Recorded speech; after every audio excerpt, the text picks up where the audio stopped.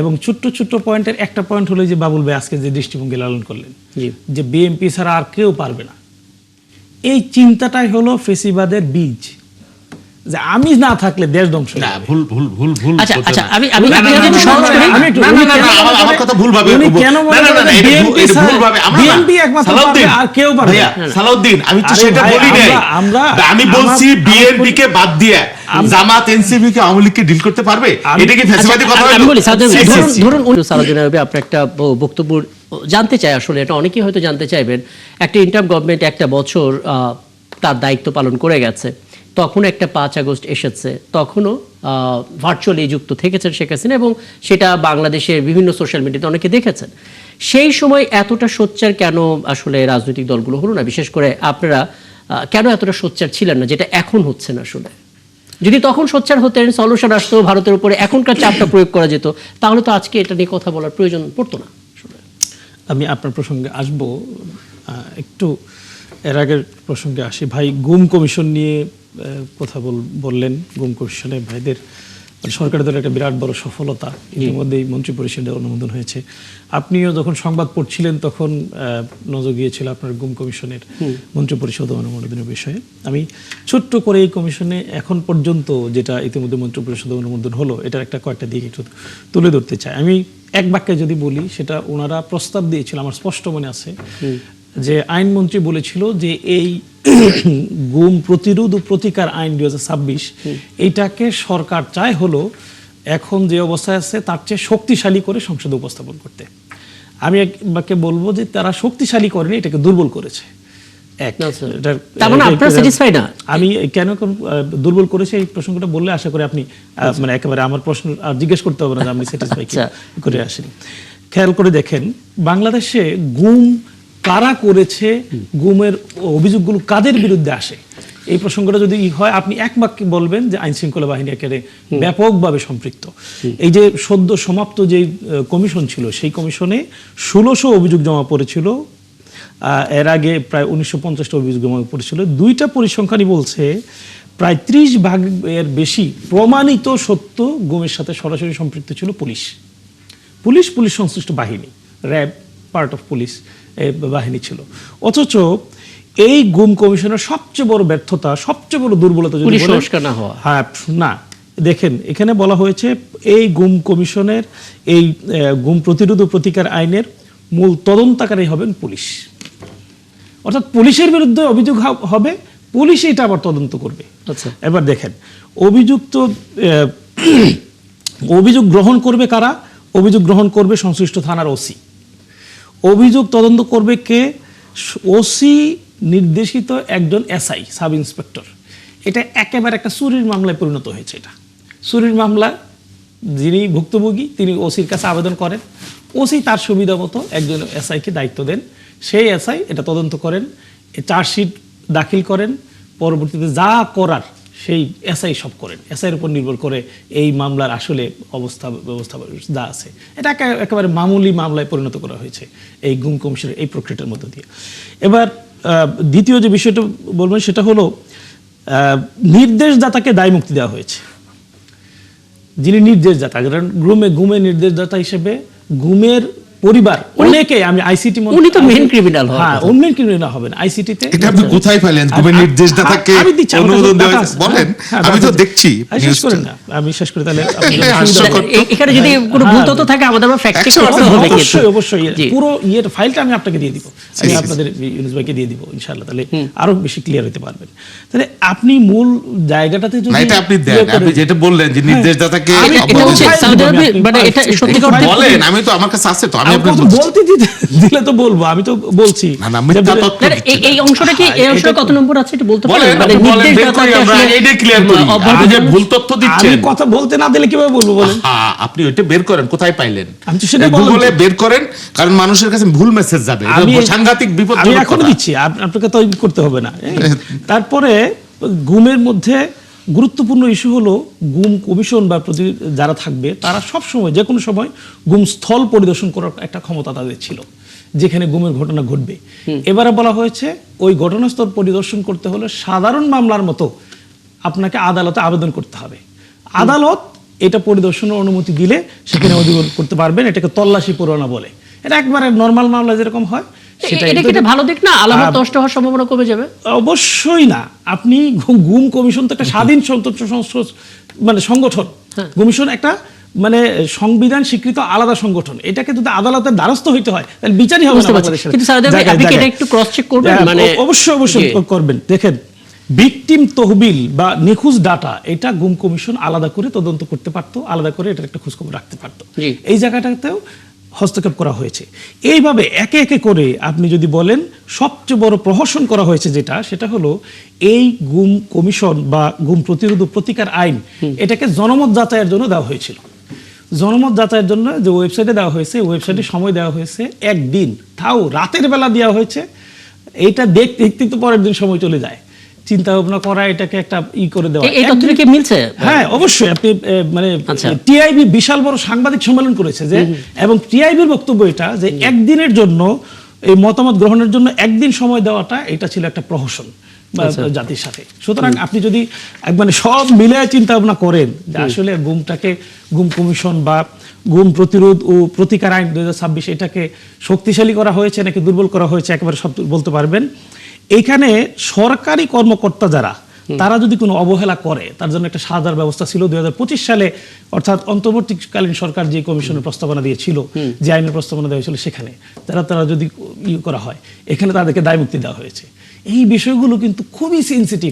আমি আসলে 5 আগস্টে দিল্লি ইস্যুটা একটু পরে আসি, যদি শহীদুল্লাহ বাবুল একটু স্পষ্ট করেন। অনেক এটা আমি বলি, এটা একটা ভুল তথ্য দিয়েছেন উনি, যে গুমের হুকুমদাতাকে মানে আইনের আর আনা যাবে না। এটা টোটালি একটা ভুল তথ্য, মিসলিডিং, দায়মুক্তি দেওয়া হয়েছে। মানে এই ধরনের অসত্য তথ্য এই গণমাধ্যমে দিলে এটা যদি প্রমাণ করতে পারে ভালো। এখানে আমি বলি একেবারে পত্রিকায় নিউজ আমি বলি এই যে প্রথম অভিযোগের ক্ষেত্রে করবেন দায়মুক্তি দেওয়া হচ্ছে নির্দেশদাতাকে। কি অভিযুক্তরাই তদন্ত দায়মুক্তি দেওয়া হচ্ছে নির্দেশদাতাকে। এটা কি দায়মুক্তি হলো নির্দেশদাতাকে? এটা আমি বুঝলাম না। গুমের নির্দেশ দেওয়া হচ্ছে নির্দেশদাতাকে। আমি পড়ছি বলা হয় যে মানবাধিকার, মানবিক মর্যাদা, ব্যক্তির স্বাধীনতা, আইনের শাসন প্রতিষ্ঠানকে গুম প্রতিরোধে 26 গুমকে স্বতন্ত্র, আমলযোগ্য, জামিনযোগ্য, আপোষযোগ্য ফৌজদারি অপরাধ হিসেবে চিহ্নিত করা হয়েছে। গুম প্রতিরোধে দায়ী ব্যক্তিদের প্রতিরোধ, দায়ী ব্যক্তিদের বিচার, গুম হওয়া ব্যক্তির সন্ধান, ভুক্তভোগী তাদের পরিবারের অধিকার, ক্ষতিপূরণ, পুনর্বাসন নিশ্চিত করার একটি সমন্বিত আইন কাঠামো প্রতিষ্ঠা করা হবে। শুধু তাই না, আদালতের মাধ্যমে তল্লাশি পরোয়ানা জারি, গুম হওয়া ব্যক্তিকে উদ্ধারের জন্য আদালতের মাধ্যমে তল্লাশি পরোয়ানা জারি, অভিযুক্ত ব্যক্তির অনুপস্থিত বিচার, ডিজিটাল সাক্ষ্যের গ্রহণযোগ্যতা, সাক্ষী, অভিযোগকারী, তথ্য প্রকাশকারী, ভুক্তভোগীর গোপনীয়তা, নিরাপত্তার বিধান অন্তর্ভুক্ত করা হয়েছে। ভুক্তভোগীদের তদন্তের অগ্রগতি, ঘটনার প্রকৃত তথ্য, গুম হওয়া ব্যক্তির অবস্থান পরিণতি জানার অধিকার স্বীকৃত হয়েছে। তাদের মাধ্যমে আইনগত সহায়তা, চিকিৎসা, পুনর্বাসন, ক্ষতিপূরণ তৈরি। আচ্ছা, এই যে পুলিশ মারা হয়েছে, এই তদন্ত তো পুলিশ করছে। আলাদা কোনো তদন্তকারী সংস্থা আছে আমাদের এখানে তদন্ত করার মতো? বাংলাদেশে কে করবে? আর্মি করবে? এটা হয়? পুলিশ এই যে যেমন প্রদীপ হত্যা হয়েছে, ওসি প্রদীপ, তারও তো তদন্ত পুলিশ করেছে, তার ফাঁসি হয়নি? বাংলাদেশে আইনই তো হয়েছে। আমার বক্তব্য হলো আপনি আমার কথা হলো উনরা তো গুমটা নাকি বিএনপি গিলে খাইয়ে ফেলছে। এটা জীবনে আমি কথা বলি, উনরা বলছে গুম তো আর কোনোদিন আসবে না, আলোর চিহ্ন দেখবে না, জুলাই সনদ শেষ হয়ে গেল। হ্যাঁ, এখন গুমের আইন আসছে, আপনি সংসদে এটার আপনি কি আপনি সংসদে বিল আনবেন, এটা পরিবর্তন হইতে পারে। যেখানে আপনি ধরাই দেন যে এই জায়গাটায় হুকুমদাতাকে বাতিল করা হয়েছে, এটা করা হয়েছে, এটা করা হয়েছে, এগুলো আপনি সংসদে নিয়ে আনবেন। পার্লামেন্টে যখন আইন পাস হবে তখন তো আপনার বলবার সুযোগ আছে। কিন্তু আপনি যে অসত্য বললেন গুমায়ের আইন হবে না, এইটা নিয়ে মানুষকে যে বিভ্রান্ত করলেন যে জুলাই সনদ আর হবে না, এটা তো হইল এবং হচ্ছে। এবং আরো অনেকগুলো ফাঁক ফোকর ছিল, যেমন একটা মারাত্মক পীড়াদায়ক ব্যাপার ছিল, ওনাদের গুম নিয়ে উনি কাজ করেছেন কিনা আমি জানি গুম হওয়া পরিবারের একটা নিদারুণ একটা কষ্টের ব্যাপার ছিল, তাদের মানে ডেথ সার্টিফিকেট পাওয়া যায় না, তার যে সহায় সম্পত্তি সেইগুলো তার পরিবার ব্যবহার করতে পারে না। এরকম অনেক ঘটনা আছে। হ্যাঁ, যারা একটা মানে অনেক টাকা ছিল কিন্তু সেই টাকা তারা ব্যবহার করতে পারছে না, একটা সহায় সম্বল অবস্থায়। এই আইনের মধ্য দিয়ে মানে 5 বছরের মধ্যে ডেথ সার্টিফিকেট বা গুম সার্টিফিকেট পেলে তিনি তার সহায় সম্পত্তি ব্যবহার করতে পারবেন। এই দুর্বলতাগুলো তো ছিল, সেই জন্য তো আইনটা সংশোধন করবার প্রয়োজন ছিল। সেই জন্য আমরা বলেছি গুম বা মানবাধিকারের যে আইনগুলা, সেই আইনগুলো আমরা সংশোধন করি। এর মধ্যে যদি কোনো দুর্বলতা থাকে আমরা বলবেন। আপনাদের দলের হবে না যেটা বলছেন, যাই বলেন, পুলিশকে যদি পুলিশের এই তদন্ত করার দায়িত্ব দেয়, সালাউদ্দিন আইয়ুবী ভাইরে আমরা তদন্ত করার দায়িত্ব দেব। এটা আসলে কে করতে পারে? পুলিশ অপরাধ করলে সেই পুলিশকে যখন আমরা শাস্তি পেতে দেখি, তখন পেছনে গেলে আমরা দেখি সেই তদন্তটা কোনো পুলিশই করেছিল। ওসি প্রদীপের ক্ষেত্রে আমরা সেটা দেখেছি। বলে গেলেন, দেখেন আন্তর্জাতিক সনদ বলছে গুম কমিশনের স্বতন্ত্র তদন্ত ক্ষমতা থাকবে, কার্যক্রমের উদ্যোগের জন্য যথাযথ ইয়ে থাকবে, ব্যক্তিরা থাকবে গুম কমিশনের জন্য। এই যে মাদক বিরোধী আইন হয়েছে কিছুদিন আগে, সংসদে অনুমোদন হয়েছে, আপনারা দেখেছেন মনে হয়। মাদক বিরোধী আইনে স্বরাষ্ট্রমন্ত্রী এটা সংশোধন কেন নিয়ে এসেছেন, এটা প্রত্যেকটা আইনের পিছনে একটা উদ্দেশ্য ও কারণ সম্বলিত একটা ইয়ে থাকে, ছোট্ট একটা ব্রিফ থাকে আর কি, এই কেন দেওয়া হয়েছে। কমিশন হতে পারে, যেমন আইজিপি শহীদুল হকের বিচার কিন্তু কে করতেছে? সর্বোচ্চ পুলিশ আইজি, তারপরে আরো আরেকজন আইজি, তারপরে পুলিশ কমিশনার যারা ছিলেন, যারা গ্রেপ্তার আছেন, তাদের তদন্তটা কে করছে? পুলিশই তো করছে, আলাদা কোনো তদন্ত সংস্থা তো নাই। আর সেটা যদি আমরা করতে পারি, কমিশন, আলাদা তদন্তের ব্যবস্থা, দুদকের মতো, তাহলে সেটা আমরা করব। সেটা নিয়ে তো কোনো কথা নাই। বলার চেষ্টা করছেন, তার মানে স্পষ্ট যে অন্যান্য অপরাধের মতো গুম একটা স্বাভাবিক অপরাধ। আচ্ছা, যাই হোক, আমি শিওর এটা আপনাদের দলের মধ্যে, বিরোধী দলে যে 11টা দল আছে, অপরাধের মতো এটাকে ট্রিট করা হচ্ছে। 11 দল যারা আছেন তারা নিশ্চয়ই এটা অলরেডি নিয়ে যে আলোচনা হচ্ছে। কিন্তু ওনারা যে বলার চেষ্টা করছিল যে গুম কমিশনার হবে না সংসদে, বা এই যে টকশো গরম করতো, যাক ওই জায়গাতে হইছে। এখন গুমের যে ফাঁক ফোকর আছে এর মধ্যেও থাকে, সেটা আমরা শেষ করব ইনশাআল্লাহ। আলোচনা করার প্ল্যান আমার ছিল না, কিন্তু আপনি সেটা আনলেন। লাভ হলো যেটা নিয়ে আলোচনা বলেছিলেন যে যখন পড়ছিলেন তখন বলছিলেন যে এটা নিয়ে আপনার কাছ থেকে আমি একটা বিরতিতে যাব। সেজন্য আমি বলতেছি এই যে জুলাই সনদের প্রত্যেকটা একটা করে এইভাবে আমরা পূরণ করব। আপনি কি কোনো প্ল্যান করেছেন এটা নিয়ে আপনাদের মধ্যে আলোচনা হবে গুম কমিশনের এই আইনটা নিয়ে? ইতিমধ্যে আমরা আলাদা একটা ব্রিফ, এটা মানে মাত্র মন্ত্রী পরিষদ অনুমোদন হয়েছে, সকালে বিকেলের মধ্যে আমরা ব্রিফ রেডি করেছি ইতিমধ্যে। আচ্ছা, নিশ্চয়ই আমরা এটা নিয়ে কথা হবে, কথা বলবো, পরামর্শ দিবেই হবে। এটা রেটিফাই হতে পারে, পার্লামেন্টও হতে পারে। আমি একটা বিরতি থেকে ফিরে এসে আমি 5 আগস্টে দিল্লি ইস্যু নিয়ে কথা বলবো। আমরা চাই যে কোন আইন শৃঙ্খলা বাহিনীর সদস্য এই সাহসটুকু না করুক যে আমার কোনো ভাইকে একদম করে দেওয়া হবে। মাননীয় সংসদ সদস্য, আপনার কাছে একটা বিষয় একটু জানবো, একদম আপনার রাজনৈতিক প্রজ্ঞা থেকে, এবং ঠিক এই মুহূর্তে সরকারের দলের একজন মেম্বার অফ পার্লামেন্ট হিসেবে আপনার অবজারভেশন থেকে বলবেন। একদিকে প্রধানমন্ত্রীকে আমন্ত্রণ জানাচ্ছে ভারত সরকার ব্রিক্স সম্মেলনে, এবং সৌজন্য আমন্ত্রণ অনেক আগে থেকে জানানো হচ্ছিল, কিন্তু আমাদের প্রধানমন্ত্রী সফট ডিপ্লোমেসি করেছেন মালয়েশিয়া, তারপর তিনি ঘুরে এসেছেন চীনে। অন্যদিকে শেখ হাসিনা বক্তব্য দিবে কিনা, রাজনৈতিক কর্মকাণ্ড চালাবে কিনা, এখনো হার্ডলাইনে যেতে পারেনি, স্পষ্ট করেনি ভারত। যদি 5 আগস্টে শেখ হাসিনা তার কর্মকাণ্ড চালিয়ে যায়, তাহলে সেই দেশ সফরের ক্ষেত্রে কোনো প্রভাব পড়তে পারে কিনা আসলে আমাদের প্রধানমন্ত্রী? অবশ্যই পারে। শোনেন, হয়েছে কি, মানে আমাদের মানে আমেরিকা, ইউএসএ, তাদের ধরেন একটা রপ্তানি, আমাদের একটা বিশাল মার্কেট আছে তাদের হাতে, এটা তাদের একটা বার্গেনিং ইস্যু বাংলাদেশের সাথে। চায়নার একটা তার একটা বড় ডেভেলপমেন্ট পার্টনার আমাদের, এটা তাদের একটা বার্গেনিং এর ইস্যু। তো এখন ইন্ডিয়ার হাতে আছে আমাদের শেখ হাসিনা, এটার তারা একটা বার্গেনিং এর ইস্যু বানাই ফেলছে, বা পণ্য বানাই ফেলছে, হতে পারে এরকম একটা ইস্যু। হ্যাঁ, বাংলাদেশের, আমরা তো ভারতের সাথে কখনোই মানে বাংলাদেশের মানুষ আমরা সম্পর্কের অবনতি চাই নাই, শত্রু ভাবাপন্ন আমরা চাই নাই। এখন তাদের হাতে তারা অবৈধভাবে আশ্রয় দিয়েছে, এবং তারা বলেছিল স্বল্পকালীন সময়ের জন্য তারা দিয়েছে। এখন তাকে নিয়ে যদি কূটনৈতিক চাল চালা শুরু করে, বা তাকে দিয়ে ওখানে রাজনৈতিক বক্তব্য দেওয়া শুরু করে, অবশ্যই ভারতের সাথে আমাদের যে একটা কি বলে মানে কূটনৈতিক যে আবার সম্পর্ক পুনঃপ্রতিষ্ঠা হবে, সেটা হওয়া একটা কঠিন বাস্তবতায় চলে যাবে। সেই বিষয়গুলো পররাষ্ট্র মন্ত্রণালয় থেকে বলা হচ্ছে, আমি দেখছি। এবং ওনারা যে ব্রিক্স সম্মেলনে দাওয়াত দিয়েছে, সেটা প্রধানমন্ত্রী কি বিবেচনা করছেন, বা কতটুকু বিবেচনা করবেন যদি এই রাজনীতিগুলো হয়। বিগত দিনে বাংলাদেশের ইস্যুতে বাংলাদেশের গণতন্ত্র বিপন্ন হবার জন্য যত রকমের মানে অপচাল, সেগুলো কিন্তু আমরা দেখেছি, খুবই দুর্ভাগ্যজনক যে একটা রাষ্ট্র আর একটা রাষ্ট্রের, প্রতিবেশী রাষ্ট্রের উপরে এইভাবে নগ্ন যেভাবে হস্তক্ষেপ, এটা শুধু এই বিজেপি না, কংগ্রেসের আমল থেকে শুরু হয়েছে। সুজাতা সিং যেভাবে নগ্নভাবে হস্তক্ষেপ করেছেন, আমাদের রক্তকরণ হয়েছে বাংলাদেশের মানুষের। এটা করতে পারে না, এটা প্রভুসুলভ আচরণ বা দাসসুলভ আচরণ আমাদের এখানে যে সরকার ছিল। তারপরের 2টা নির্বাচনে একইভাবে করেছে। আমাদের অনেকগুলো অভিন্ন নদীর পানির একটা হিস্সার ব্যাপার আছে, যেটা যেমন গঙ্গা থেকে শুরু করে, ফেনী নদী থেকে শুরু করে অনেকগুলো এইখানে। তারপর আমাদের বিশাল একটা বাণিজ্য বৈষম্য এখানে আছে।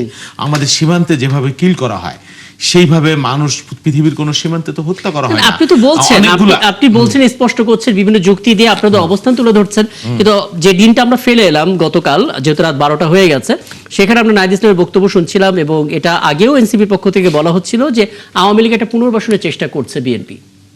না, সেটা রাজনৈতিক বক্তব্য, সেটা রাজনৈতিক। আর আমি তো দেখি ওনরা পক্ষান্তরে আওয়ামী লীগের পুনর্বাসন করছে। কিভাবে করছেন?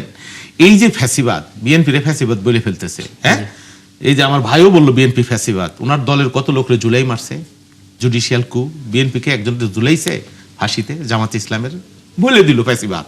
মুখের কথা আর কি, কথার কথা। নাহিদ ইসলামরা ওই ধরনের বক্তব্য বলছে যে আওয়ামী লীগকে বিএনপির প্রতিদ্বন্দ্বী কি এনসিপি হইতে পারছে নাকি হইতে পারবে? আপনি কি মনে করেন? Is it possible? এগুলা এইসব রং চঙের বক্তৃতা, ওরা হয়তো বয়স কম, রাজনৈতিক অভিজ্ঞতা, মানে সস্তা মার্কেটিং নেওয়ার চেষ্টা করে।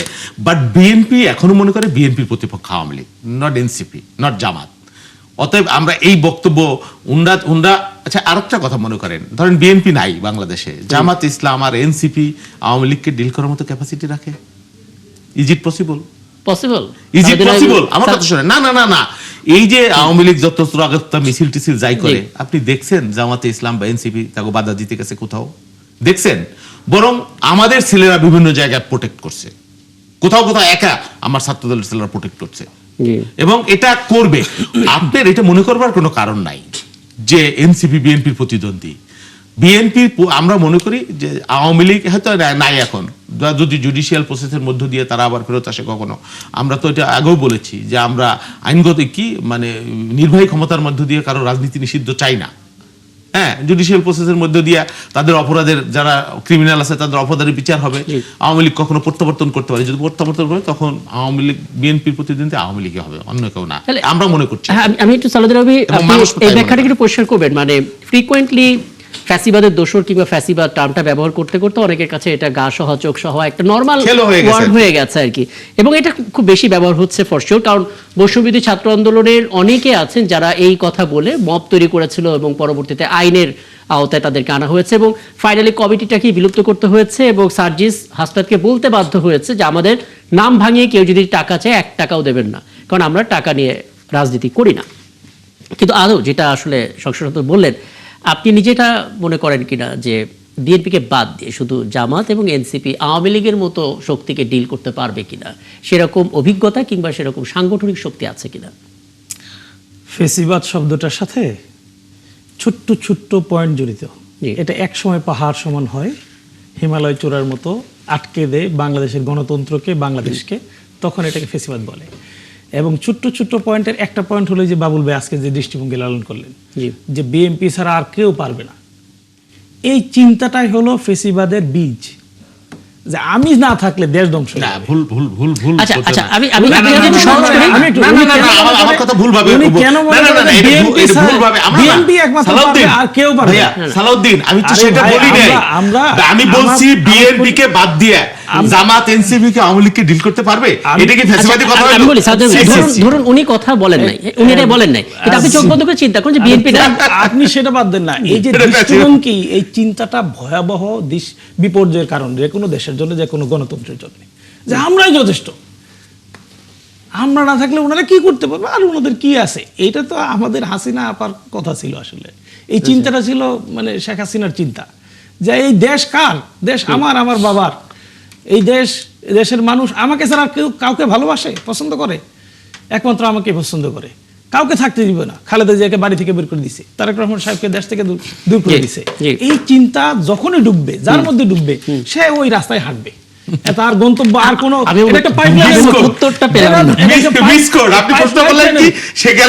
পাইপলাইনের মতো, ওই পাইপে ঢুকে গেলে এখান থেকে সুযোগ নাই। দ্বিতীয়, আমি ওই প্রশ্নে, এবার আমার যে প্রশ্ন আপনি করলেন যে আসলে জামাত ইসলামী বা ইয়ে পারবে কিনা, এটা হাসিনাকে জিজ্ঞেস করলে ভালো উত্তর দিতে পারে। কেন বলবো, যখন এই 1 আগস্ট পর্যন্ত হাসিনা দেখলো তো কোনোভাবে আন্দোলন দমানো যাচ্ছে না, তখন তারা কি করলো? তারা জামাত ইসলাম এবং ইসলামী ছাত্র শিবিরকে নিষিদ্ধ করেছে, তখন কিন্তু বিএনপিকে নিষিদ্ধ করেনি। তারা বিএনপিকে মনে করে নাই যে বিএনপিকে বন্ধ করলে তারা আন্দোলনে তারা সফল হয়ে যাবে। তারা মনে করেছে, বললেন যে এখনো বিএনপি মনে করে তাদের প্রতিপক্ষ আওয়ামী লীগ। আপনারা কাদেরকে প্রতিপক্ষ মনে করেন? শেখ হাসিনা স্পষ্ট করেই বুঝতে পেরেছে যে আসলে এই আন্দোলনে যদি জামাত ইসলামীকে ছাত্র শিবিরকে দমানো যায়, জি। তাদেরকে আটকে দেওয়া যায়, তাহলে আন্দোলন দমে যাবে এই জায়গা থেকে। একদম আমার